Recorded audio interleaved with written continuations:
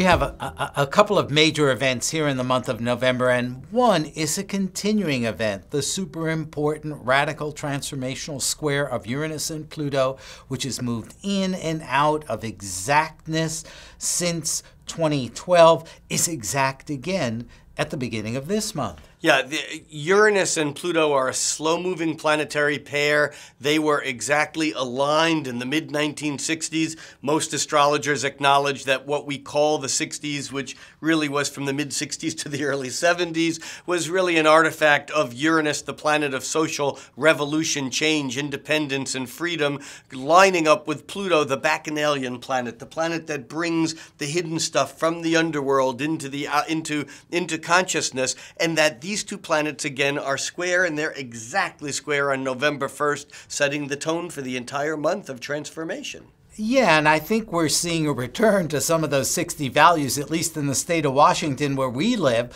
where 60s issues like marijuana and sexual freedom have been legalized in our state. And these are likely to be bellwether issues that are going to spread over much of the country. Well, yeah, I think you're right, Jeff, and I think, of course, it goes deeper than that. This Uranus-Pluto square this time round mirrors some of the ongoing Uranus-Pluto issues that even go back to the Uranus-Pluto connection during the French Revolution. When there was social revolution and upheaval, and now with what's been going on not only in the United States, but certainly in Indonesia, in North Africa, in Egypt, in Istanbul. I mean, in Syria, the issues of social unrest are again on us in a way that they were also back in the 60s.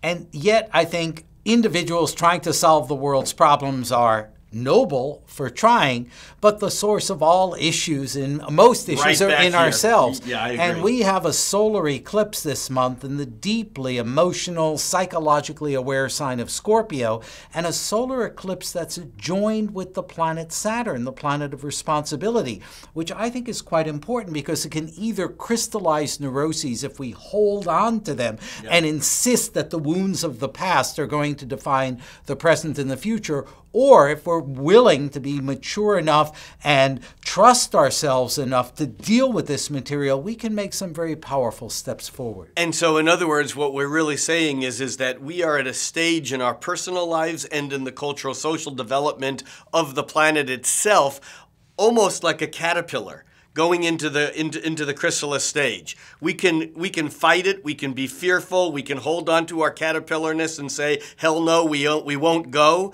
or we can move into that transformation not knowing what's around the corner to gracefully come out the other side as a wonderful, magnificent butterfly. For Planet Pulse, I'm Rick Levine. And I'm Jeff Jower.